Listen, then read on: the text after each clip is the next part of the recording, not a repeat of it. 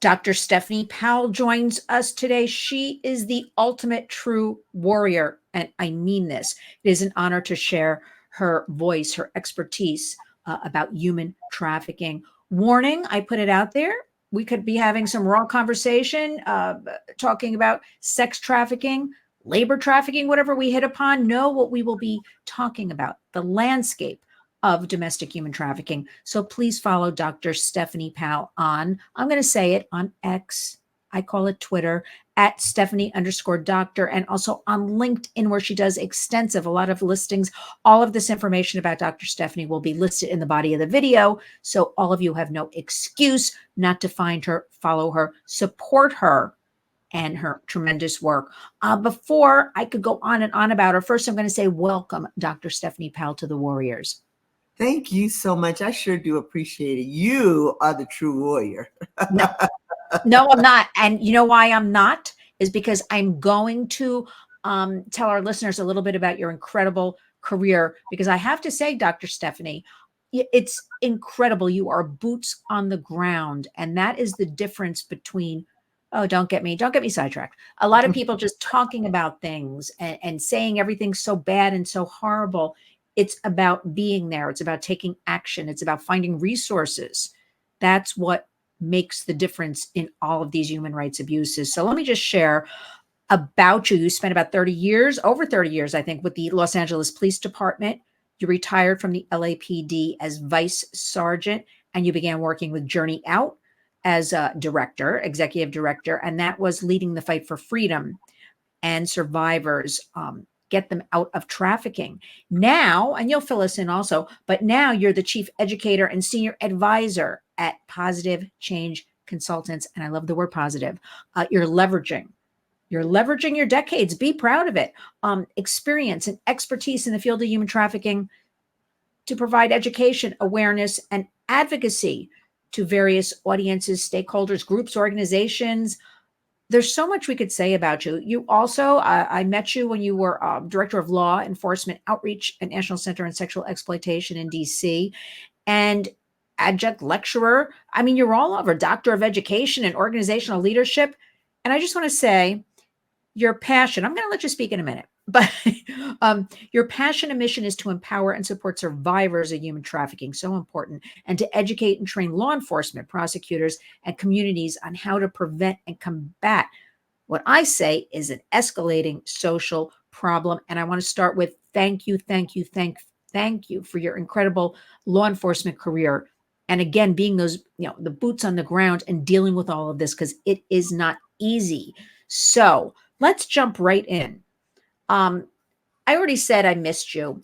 I'm very interested in, what you're doing now with this consulting, because I think that is where there's some sort of, and you're the expert, I'm seeing there's some sort of link that's missing here, between groups, again, need more education, need more collaboration. See, at the Warriors, we collaborate. Dr. Stephany, I don't see, to be honest, this is my opinion, a lot of collaboration. What are your thoughts on this?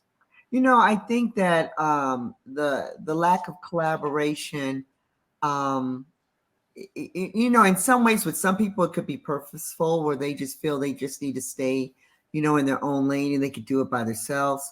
Collaboration is so important. And then in other ways, they are so focused in doing what they need to do, especially the direct services. They're just trying to get the services to people, right? And sometimes when you're doing that, you don't have time sometimes to network, or your organization may not even have the money to get you to a conference in order to network. But what I do say is there's so many ways to network. There's so much information out there that you can get for free, and collaboration in this fight is so extremely important. I mean, because the way I see it is, yes, there's legislation. And I know recently you were just in Sacramento. We know there's a lot of red tape. We know it's tough, right? But we chip away at that. But the other part is grassroots. That's where I see it in the communities. We use community creates change, because I don't know, because in the meantime, if you just strictly work on policy, yes, it's a part of it. then we're left with more people being victimized, trafficked, exploited. So we got to try to do both. So I say, now this is me, people got to step it up. So, Yeah. I'm sorry, I was going to agree with you. When you talk about the grassroots organizations, 9 times out of 10, those are the organizations that really need the most help in terms of volunteers, and especially in terms of money, right? Those EDs, and because I was one of those grassroots EDs, I ran an organization called Journey Out right after I left LAPD and right before I joined, when I met you, the National Center on Sexual Exploitation. And it is important for those EDs to pay attention to legislation, because sometimes legislation, if we go in, so let's take human trafficking, for instance. Think about this in terms of if prostitution became legal across the board, and I know there would probably be some that could listen to you and what I'm about to say and use it as a weapon. But if it became legal, it's going to drive it might drive those victims underground where they're not reporting. Some say that they would report more. But the bottom line is, that could affect money for organizations. We got to pay attention to legislation, not to mention the reason why the EDs need to pay attention, because it could be hurting the very people that we're trying to serve. And that's so incredibly important. So EDs need to pay attention. People need to help grassroots organizations. Sometimes because we're doing the direct services, we see ourselves small, and maybe people not wanting to hear our voices. The grassroots organizations are the ones that really need to step out, because they're on the ground, they're listening to the voices, and there's so many opportunities for them. And Lynn, you give that opportunity to anyone that wants to be on your show. So the grassroots organization EDs need to have their voices heard. I mean, it's most important that in all of this, to me, is what's trickling down to that, survivor. I never know, Dr. Stephany, because sometimes I'm told people don't like the word victim. They like the word survivor. I don't know. So now I'm careful. I just say survivors, but it's funny. I'm finishing up a newsletter because we have something in New York City, Lifeway Network, and it's only one of 2 accredited safe housing programs in New York City. Now, think about that. 2 safe housing programs. What is there for that survivor? I never understand this part of it, Dr. Stephany, because that is where we make the difference. It is a lifelong trauma. It's not you help save. I don't like the word save, but we help somebody. It's ongoing. It's housing. It's education. It's medical, psychological, job training. They can reclaim their lives. So I'm not seeing, if this is New York City, and I'm telling you there's 2 accredited programs for safe housing, that is disgusting. That is horrible. Unfortunately, that's across the nation. You have some states where they may just have one, and so I totally agree with you, and I really applaud you for not liking the word save, right? Because that seems like the person has no ability to be able to help themselves. I usually will say it as I love assisting people in their life's journey, because their life's journey is their choice. So let's say they want to be, I don't know, a cosmetologist as an example. I like being part of that organization that helps them, whatever obstacles might be in the way. Maybe they don't have a high school diploma. Maybe they don't have the money for cosmetology school. Whatever that is, get those obstacles out of the way so that I or the organization can assist them in their life journey, where they can benefit on their own, and they don't need anyone's help. That to me, that's the end, becomes the end goal. But you're right. It goes back to what I was saying about grassroots organizations not either having the public exposure, or not having the money, or not having the resources as it pertains to residential programming. It's just, it's really frustrating to me. And when you work with victims of human trafficking, what you will notice is that they're unique because more often than not, they are dealing with multiple types of victimization. So therefore, I push that programming and housing needs to be specific to the human trafficking victim. They need to have their own programming and residential that would be able to address their issues. There's so much going on with this. I mean, we at the Warriors, that's what we do. Look, we both know, people know it is very tough to raise money these days. I just think it's tough to raise money. But then the Warriors side of me says, then there's a lot of money out there.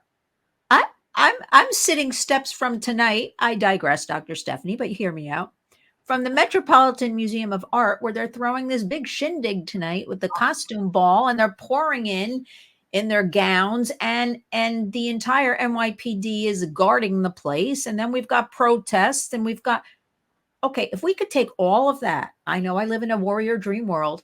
If we put the focus, the monies, the resources, the attention, even that media attention, can you imagine, into this, into trafficking, into experts, into funding, for instance, the difference we could make. That's what I'm always rallying about as people stare at me. That is what needs to be done. I am determined. I think it can be done, but of course it's tough because it takes a lot of elbow grease, and you have to be passionate, and you can't give up. And if something doesn't work, you got to go on to the next thing. So it takes a lot of energy. So I just want to point out, May is Mental Health Awareness Month. And so we know a lot with trafficking has to do with psychological damage. So I have a couple of questions for you. First, how do you take care of you? Answer it any way you want, because I think we forget sometimes, and you really have been in the thick of it. How do you take care of you to keep you going? Because I've never been trafficked, or I've never, so I'm able to just go like this. Anything bad, I push over here. It makes me go faster. You've been there. You've been these, I keep saying, boots on the ground. You've worked with these girls and women, or boys and men, and it takes a lot out of you. How do you take care of yourself? It's so funny you asked that question. I'm the worst person for you to ask that question to, because I don't. But I will tell everyone else, you need self-care, and self-care is not just a spa day.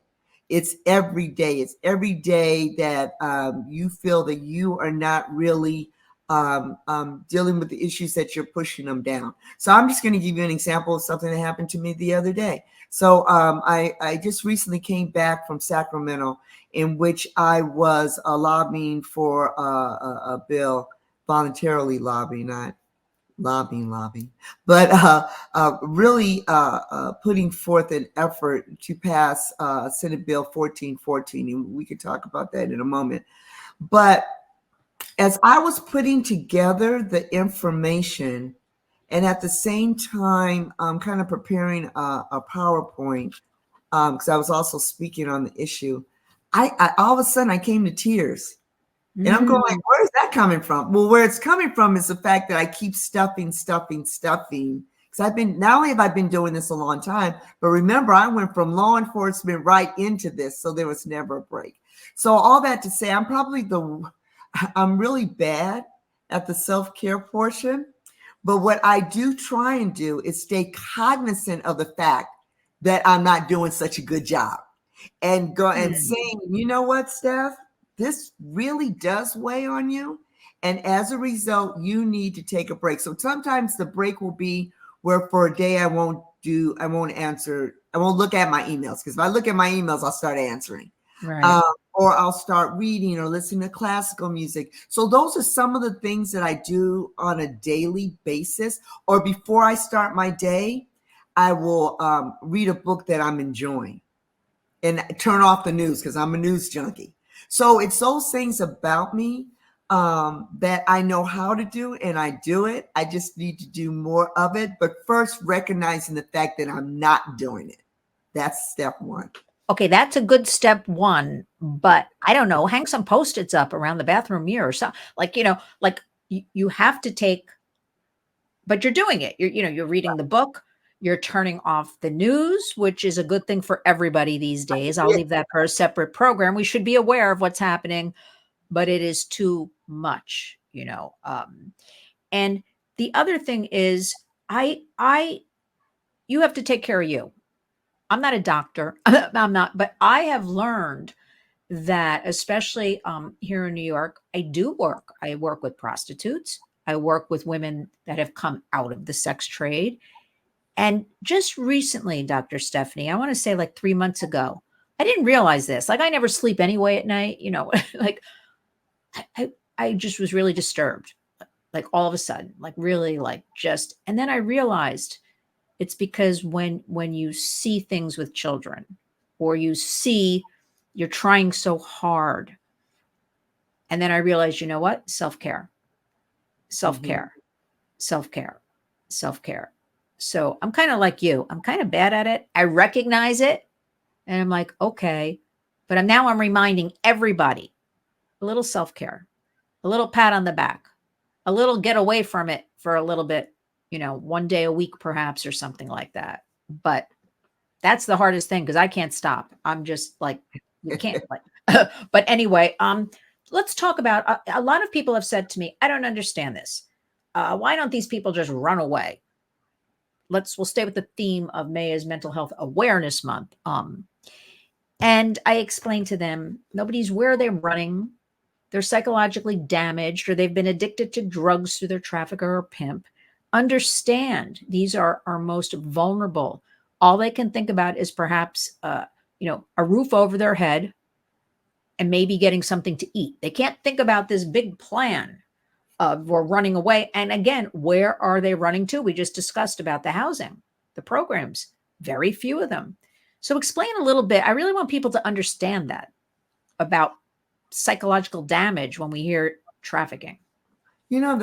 First of all, the statistics are pretty high. I've seen it as high as 80% of victims of human trafficking were sexually molested as children. So we know all the risk factors that even comes with that. But that does not mean that every person that was sexually molested as a child becomes a victim of human trafficking. But what it does say is that it does become a major risk factor. But having said that, the way I try and get people to understand, and let me also say this, because sometimes people will think, oh, it's those people over there. No, this can really affect, aside from any gender, socioeconomics. Your parents could be doctors, lawyers, or your parents could not have worked. It doesn't matter. There's so many risk factors. Low self-esteem is one of them as well. But having said that, I think that people need to understand that this can happen to anyone. People need to. I just think that part is really important, because I think when you understand that, the fact that this could happen to anyone. And based on that, I tell people, and I always say when I'm speaking, I say, okay, women, listen to this, because I know this will resonate to you. How often have we fallen in love with the wrong guy? And your mother, your best friend, everybody tells you that is the wrong guy. And when you're young, you're evading the curfew that your family has set for you. You're not listening to your friends because you are in love. And you're in love until you figure out yourself that it's the wrong guy. But before then, nobody can tell you anything. If you understand that, right, he's the right guy until he's not. Well, if you can understand that, then you can understand why they don't leave. And if you add a trauma bond to it, it makes it even more difficult. Sometimes if you've given yourself, all of yourself, to someone that you've fallen in love with, and that person now is attached to your very identity, how many times have we left a bad relationship and you felt like you didn't have enough of you left to recover. Think about that when that person might be someone who is exploiting you sexually, where you have bonded to that person, where you feel they're the only ones that understand you, and no one's going to ever want you again because now you've been involved in prostitution. I think when we see it like that, and then you say, okay, well, I've never been involved in prostitution, but I have been involved in that bad relationship that took me forever to get out of, or I left and came back 6 or 7 times. You are no different from a victim of human trafficking. The only difference is that person you fell in love with was not a trafficker. You know, I like that. I shouldn't say I like anything with any of this subject matter, but if you don't mind, I'm going to use that analogy. Because that is a perfect, I will give you credit, of course, because that analogy is, I think, something that will work. You know, I was out on Long Island a week and a half ago. I will say people, mostly, I would say career women, 50 women, I would say well-to-do, you know, but I always like to ask questions while I'm talking. And only one hand went up. And I know people get kind of embarrassed, but they were there. They knew what the subject was about. So it's not like I sprung it on them. Only one hand went up to describe that they knew the actual meaning of human trafficking. And that to me was kind of shocking, because I'm like, does anybody else know? Give me some examples. Again, I know people are shy, but it wasn't a shy group, and they really didn't know. And I encounter this on a daily basis. I find it shocking because, you know, we talk about a lot of the harms of the internet. Internet's here to stay, and there's a lot of great stuff on the internet. Look at you and me, 3,000 miles. I don't know. We're far apart from each other, but we're talking. So I say the internet's a great thing. But they don't know. And that always, when I say to them predation on the internet, and they don't understand, it's opening the front door and letting the world in. So we've got all of that. And I have to say something to you before I forget.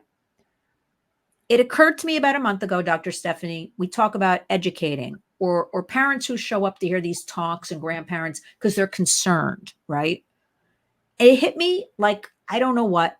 There's so many kids that don't have anybody concerned about them. There is nobody that's going to watch their phone. They have to run away from home because they're being abused, beat up, or sexually abused, or drug-addled parent.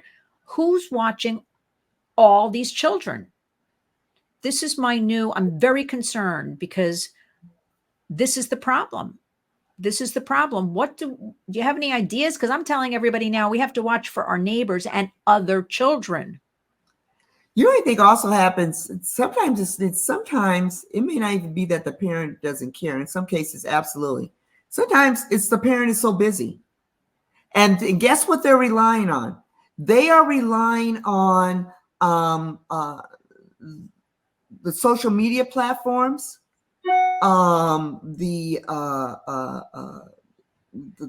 computer programming, to be the ones that keep our kids safe online. So I'll just give you an example. When during COVID, when Google, when they were handing out those Google Chromebooks to the kids. Yeah, it's horrible. And without filters. Now, if I'm a busy parent, because God knows I was one of those busy parents, so it's not me shaking my finger at somebody else. And if during COVID, my kid had a Chromebook that came from school, and I don't know a lot about the internet or that whole system, I'm going to think that computer that was just handed to my kid from the school already has the filters needed in order to keep them safe, especially when it comes to things like pornography, right? And then to find out that they were handing out those Chromebooks without the filters. I would never have thought that as a working parent. I'm thinking I'm relying on some of these systems to keep my kids safe. I'm just making that assumption, right? So we can't make those assumptions, because one of the things that the National Center on Sexual Exploitation did was to sit down and talk to Google and say, you need to handle those things out with the filters intact. So that's why now when the schools are handing out these things, the kids, it's kind of hard for them to get on the general online platforms. And we also are relying on these platforms to monitor, to make sure that our kids are safe. And that's not happening. Hence, that's why we have legislation that we're trying to get passed. But, you're right. Grandparents need to look out for the grandkids. In terms of neighbors, that's where it's really important, so that we have webinars and things to educate the adults on how kids can get themselves in trouble, not only when we talk about pornography, but also when someone's trying to reach out to them on a social media platform to recruit them for human trafficking. So it goes back again to what you were saying at the very beginning. When you were saying you were talking to people that still did not know what human trafficking is. I've been doing this so long. I mean, it's been as a police officer as well as now, it's close to 20 years. But what I'm seeing, the paradigm shift is we're talking more about human trafficking, but I'm also making the assumption again that most people know. They don't know. That's why we have to continue educating people of what is human trafficking, and that demographic that you just named, where people might be well-to-do, they're thinking there's no way in the world this cannot happen to my kid. And what I tell people is, yes, it can. If you send your child off to school, to college, and we all know, because here's another scenario, how many people went away to college, they were very much sheltered. Now they go away to college, they've just gone buck wild. We know people that's happened, right? Oh, that's right. They too are at risk. Think about it, because you're not there anymore. And the kid is glad you're not there anymore, because they think they can handle anything that happens to them. Right. How many stories do we hear in the news where they've gotten hooked up on drugs or something has happened to them hellaciously? That's another group that we need to talk to, because guess what? If we're not teaching our sheltered children that pimp or trafficker is, that drug trafficker is, that person that means them harm is, we need to arm them with the information. We learned so much during COVID. You pointed out about the Chromebooks, and that's where a lot of parents or grandparents let me know they had no idea these things were popping up, pornography. I've had parents say, I put Peppa Pig, the cartoon, on, walked away to wash the dishes, came back to check on the 5-year-old, and it's pornographic Peppa Pig. So that is why everybody's vulnerable right now. We learned during COVID. I say that's the good that came out of all of that. I think it's stepped up all of this awareness. And again, we're not judging. We want everybody to be educated. We want everybody to be aware. We want everybody to have open and honest communication with each other, their kids, ask questions, take advantage of free resources. There's lots out there. We want everybody to know this is happening. Let me ask you about, so you went up to Sacramento. Can you tell us about that bill, that 1414? What is it? Yes, absolutely. It's something that is happening here in California. I wanted to just add one more thing to the internet aspect of it. We know that the internet can be very positive.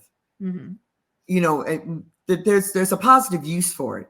And that's why people really need to be educated, because think about this, with this phone and with this internet, we are letting the world into our homes. Yes. And we just need to protect ourselves as well, right? As well as our kids. So I just wanted to add that. So Senate Bill 1414 was authored by Senator Shannon Grove out of Bakersfield. Oh, yes. It's a bipartisan bill, but here's what it says. So here in the state of California, if someone solicits or engages a minor in commercial sex, that right now is a misdemeanor. What she is trying to do is make that a felony. And so when it was heard, I think it was in April, when it was heard by the Public Safety Committee, they added some hostile amendments to it. And one of those amendments was, so it passed out of the committee, but with these hostile amendments, one of which was that it would only be a felony if the person was under 15 years old. But then it could also be a wobbler where it could be a misdemeanor or a felony. If they were 16 and 17 years old, it would say a misdemeanor. So we are really fighting. That's why I was in Sacramento. We are really fighting. I mean, the ultimate of what we would want is that the original language was put back into her bill. One of those parts of the original language was that if somebody was convicted of this, they would have to sign on as a sex offender. They would have to sign the sex offender registry. That got tossed out as well.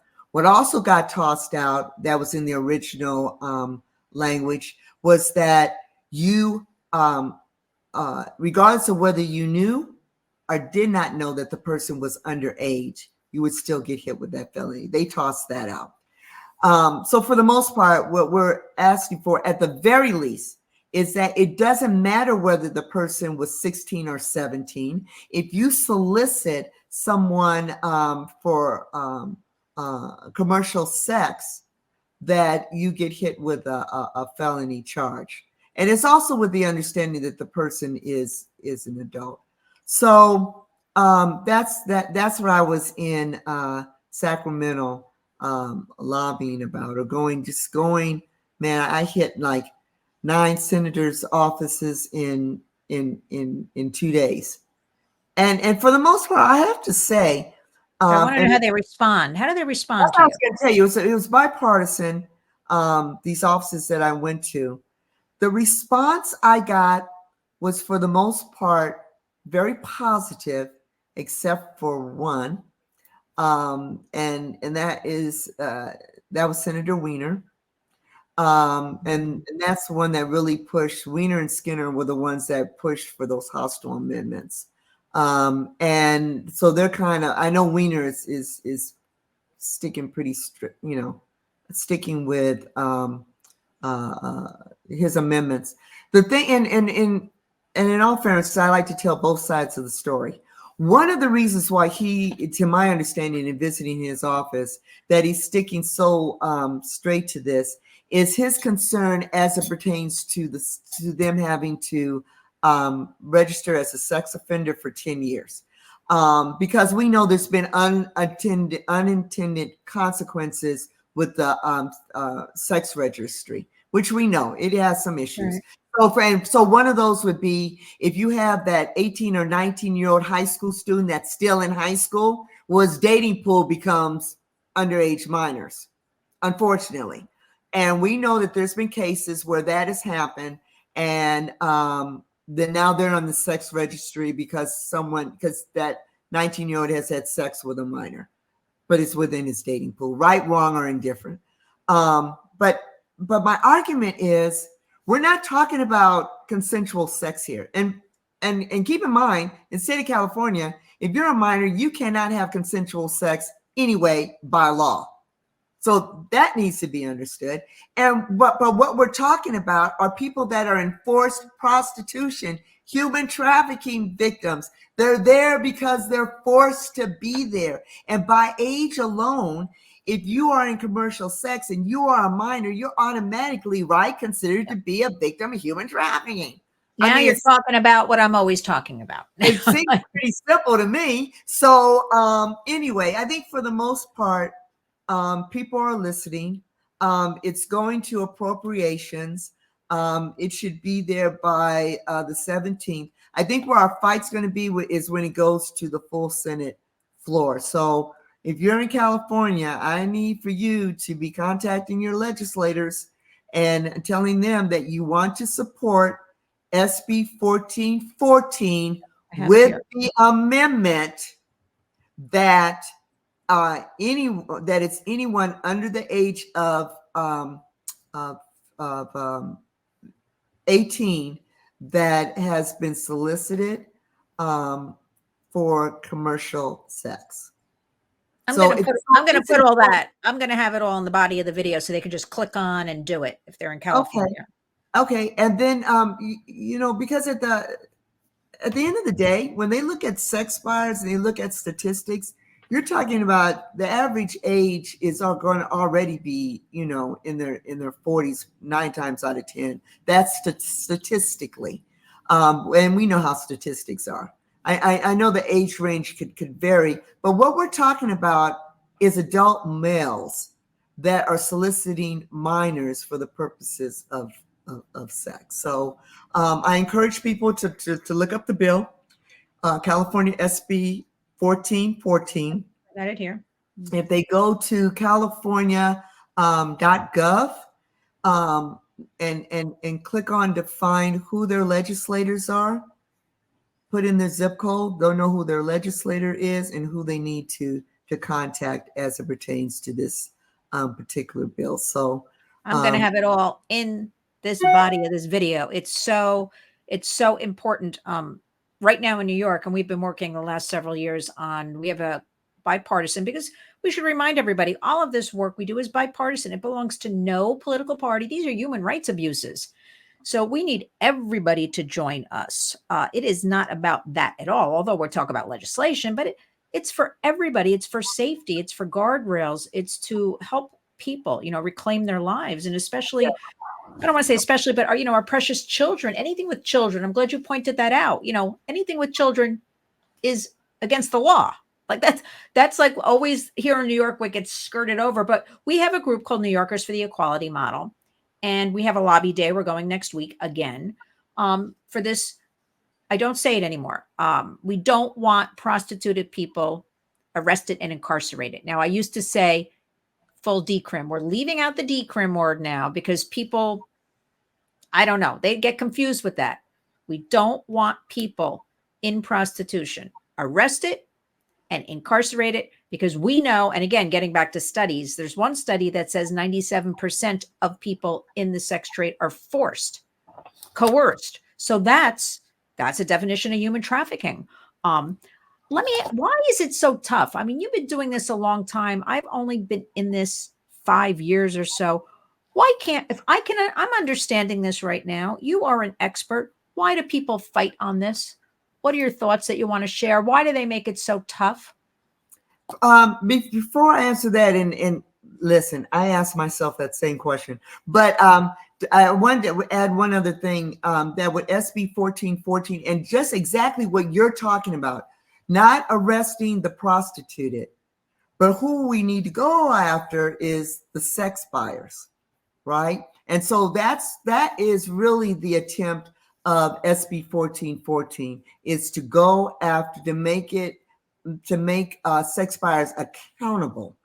And that's the important part of it. But I think what happens is you have those that will say, and it's true, there's some people that are in prostitution because that's their choice of where they want to be. So there are people that do that. And then there are people that say if they make that choice, it's their body, they should be able to make that choice. But I always counteract and say, but why are they making that choice? Sometimes people make a choice when there aren't any other choices. Mm-hmm. Sometimes when we see adult women that have made that choice, sometimes what you'll also find is that same 23-year-old was a human trafficking victim by age alone, because she started in prostitution at the age of 13. So if you started at 13, you're now 23. A lot has happened to you. A lot have happened to you could be lack of education. So you didn't finish high school, numerous arrests, can't find a job, and in some cases can't even find a place to live, because it depends on what you got arrested for. If you got convicted of a felony, it's going to be even hard for you to move into Section 8 housing, right? So there's a lot. And I think what happens is the voice that we often hear are the ones that are the sex workers. And then people will say, well, they should be able to do what they want to do with their bodies. Okay. But those aren't the ones that we are talking about right now. We're talking about the ones that are in forced prostitution. We're talking about the human trafficking victims. We're talking about the person that may be out there that may not have a trafficker, that doesn't want to be out there, but does not have the resources available for them to be able to move off the street or out of prostitution into life-sustaining jobs where they can do what they want to do. And lastly, I'll say this, that when I was at Journey Out, when we did our intake, one of the questions was, and I dealt with adult victims of human trafficking. And one of the questions was, where do you see yourself in 5 years? And we did have some that were in prostitution by choice that also came through Journey Out. And they asked them, where do you see yourself in 5 years? I am telling you, 98% of them said they saw themselves wanting to be school teachers, cosmetologists. They never said, I want to see myself doing better in prostitution or as a sex worker. They wanted to be something else. That to me spoke volumes. Everything. It goes along with the one study that said 97% are admitting they're forced into this. They're coerced. They had no choice. It goes along. And that's what I keep telling people. That's what we're talking about. We don't care if people are adults and want to go be sex workers, go do that. If that's what you want to do. We're talking exactly about people forced and coerced. And again, not having records so they can get, a leg up on life. It's so urgent and important that the public understands this and joins along with us. Now, tell me about your consulting work right now, Positive Change. What's going on with that? How can we help you? And what do you need from the public? Well, you were talking a little bit about what is needed in terms of consulting work. Yes. I think that especially for the nonprofit organizations or people that are just getting into it, I think here are a couple of things that are really important. Being trauma informed, not re-traumatizing the same clients that you're talking to. That's one of the things that we do. How do you become a trauma-informed organization? How do you also help those that are working for you so that they don't get, or with you, that they don't get over inundated and become stressed out, right? That post-traumatic stress disorder. We do that as well. Making sure that you are culturally competent. Because it's very important that you understand the clients that you are working with, especially if you're not part of their culture, right?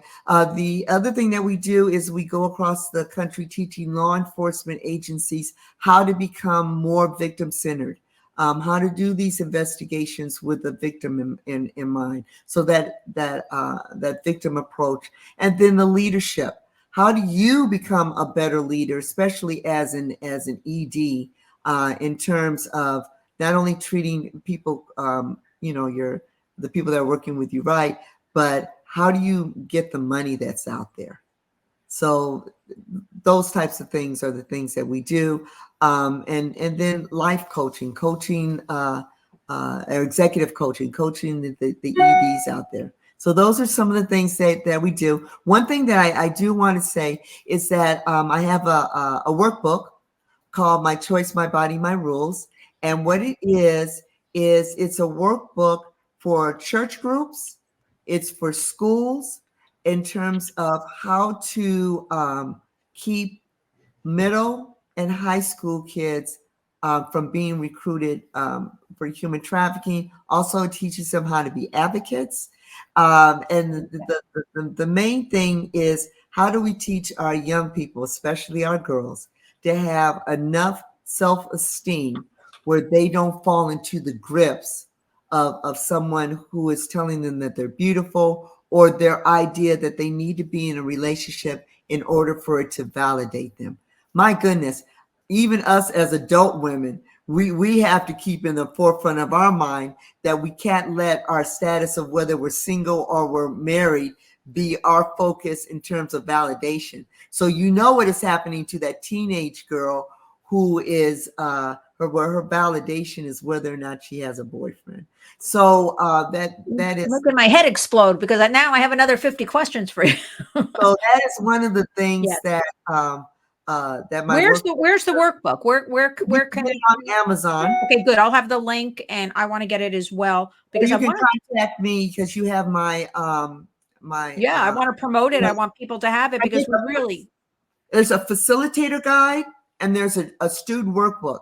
The facilitator guide, because I know not everybody's an expert in human trafficking. No, The they need a guide. facilitator guide helps you to help the student work through the workbook. Okay, good. So it mirrors the workbook.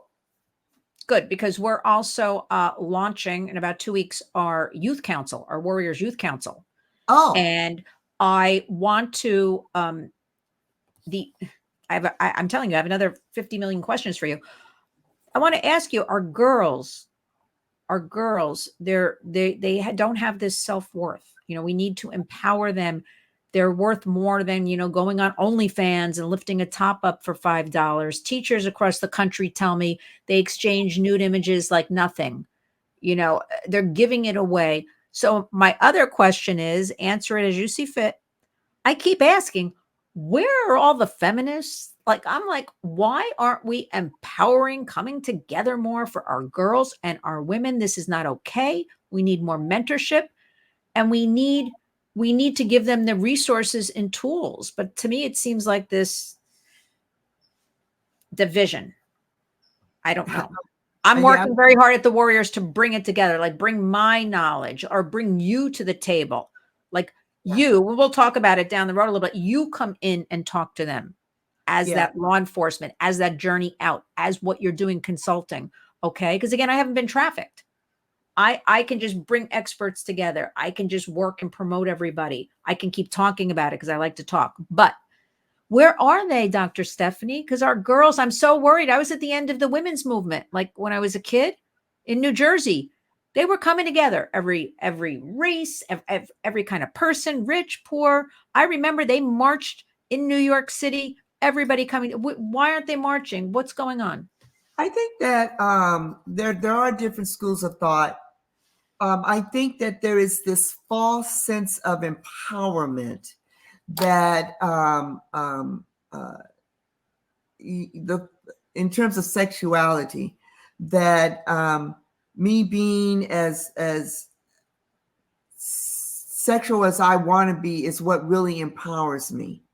And sometimes the same thing that you feel may empower you could be the same thing that could destroy you at the same time if you're not being careful about this thing of empowerment. Sometimes you will hear women that may say, I'm a stripper and it empowers me to do so. And for some women, it does. But we have to be really careful and cognizant of where that empowerment is leading us in terms of sometimes the decisions that we make. There's more to us than just our body. There's more to us as women than just our sexuality, right? And I think really being cognizant of that, so that it does not get us in trouble. And I don't think you need to be a human trafficking victim to be able to understand this. I think that we as women and how we're treated as women in the world help us to understand it. The only difference is that we didn't run into that pimp, but we have run into people that have manipulated us in terms of our femininity. That could be you on a job, where there's sexual harassment from your boss, where you may have said yes to something because you didn't want to lose your job. I mean, when we start really understanding the parallel of this, we're not much different. We really are not much different. It's just, where did we set our boundaries? Where did that stopping point? How much support did we have? How much self-esteem did we have? When, I think that we need to learn that we are enough. We are enough as we are. I'm enough as I am. And I can only go up from here and not let other people validate us. There's a saying that says, what people think about me is none of my business. And I think that's what we do. And that's what I try to personally do when I'm talking to young ladies, is letting them know that they're enough, that your brain and being smart is enough, that showing your body is not empowerment in and of itself. There's other ways in which you can empower yourself, and it's not only through your body. I mean, I love that. We're teaching that as well. That's why we're launching our youth council, because I'm very concerned, our future adults, our future leaders, what they're thinking of themselves, everything they've been going through. Even we were talking about turning off the news and all that. The kids are seeing all of this. It leads again to vulnerabilities. They jump on their phones or their laptop or gaming device.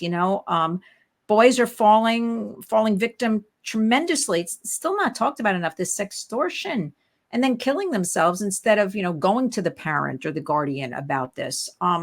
So we have to really, really work hard as a society to take care of our youth and really empower them. I like what you said, they are enough. Finish us up with some final words. What do you want everybody to know? I know that's kind of a loaded question, but I think first of all, I want to thank those that are giving this service in this field as it pertains to trafficking, regardless of whether it's law enforcement, social worker, a survivor leader, people like you, Lynn, that are doing podcasts such as this. I just want to thank you. And I want to say, we've got to keep up the fight. Sometimes it feels like you are talking to yourself. You're banging yourself, banging your head up against the wall. Sometimes there's legislation that is passed where you're going like, what the heck? We got to keep the fight up. We got to keep this in the forefront. We got to do this, this awareness piece, and get others to join us in the fight.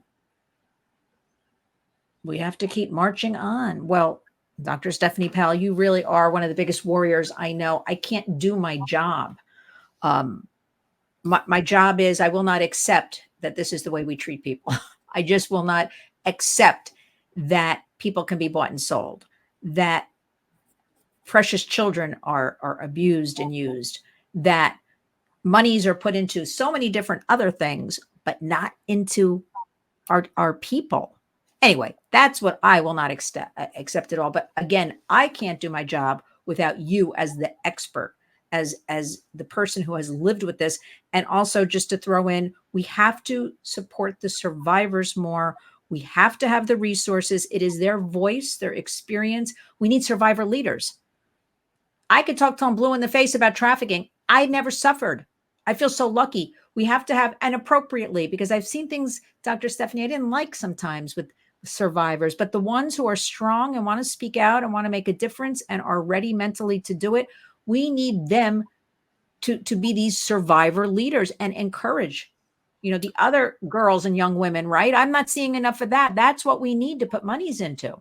I totally agree with that. That was the other thing that I was going to say, is that when we talk about survivor leaders, that when people are asking them, they're great for consulting as well, because they lived it. They can help you in terms of consulting in how you treat clientele. But if you're asking them to speak, you got to pay them. If you're asking them to consult, you got to pay them. And here's the thing: if you and you've got to employ them.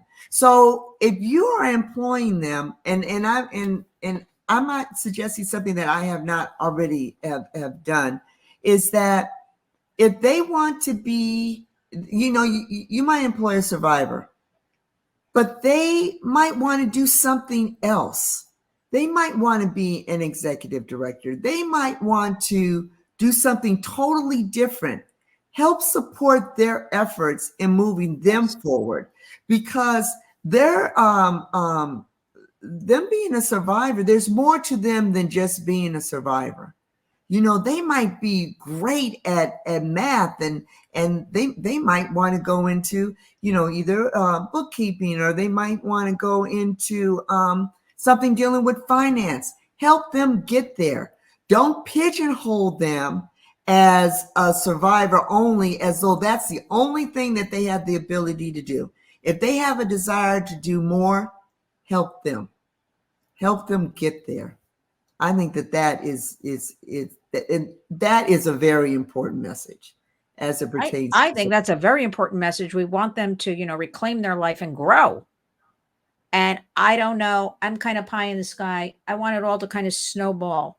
And as one survivor grows and moves up, they can help that next person and help them move up, and just keep letting it grow like a tree. I sound, I believe that, though. I really, truly. So thank you for those words, because it reinforces what I think.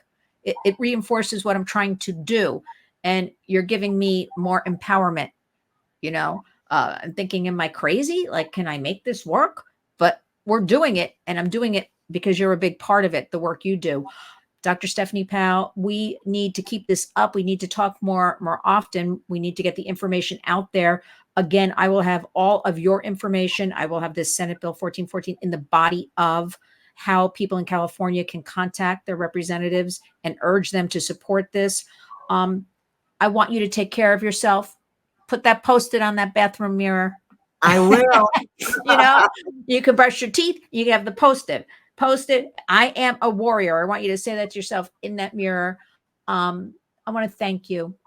I can't thank you enough. And thank you for taking the time to join me. And thank you for just being you, and for giving me a little sanity about all of this. You are. It's only Monday, and I was like, I'm already a little insane, like trying to do this, trying to do that.